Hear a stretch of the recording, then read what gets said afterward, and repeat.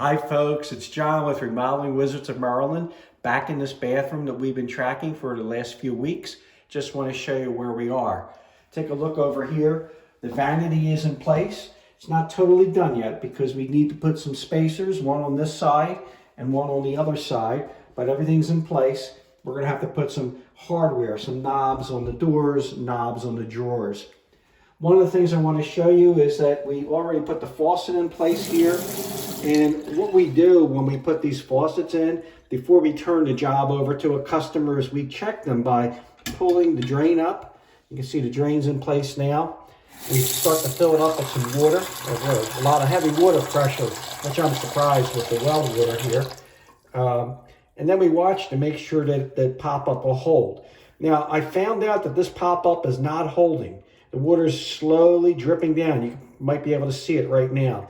So first thing we did to make sure it wasn't the adjustment on the pop-up is I just push my finger and hold it down tight. I find out that it is still leaking through the pop-up. So the problem with that is the pop-up itself.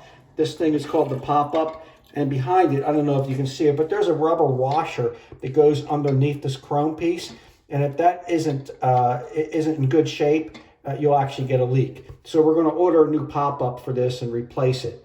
The other thing that we do when we test the water pressure and the drainage on a sink is we fill it all the way up with the pop-up so that it actually goes into the overflow. Over here on this side, there's a hole, and that's the actual overflow. You want water to go in there because you want to test to see if it overflows, is it going to leak from underneath? Okay, so they're the two main tests that we do to make sure your drain is in good shape. Let's take a look over here. Of course, the mirror's not in yet, but you can back up a little bit, take a look at this. This is a quartz top on here, the vanity top. Side splash, backsplash. We need to get those caulked in, but they're in place for right now. Take a look in the other room over here. This is where the tub is.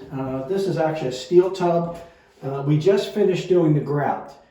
Now you're going to notice on the tile here with the grout, it's starting to show its true colors as it starts to get a little lighter here. Where you see the dark color, that's because the grout is wet.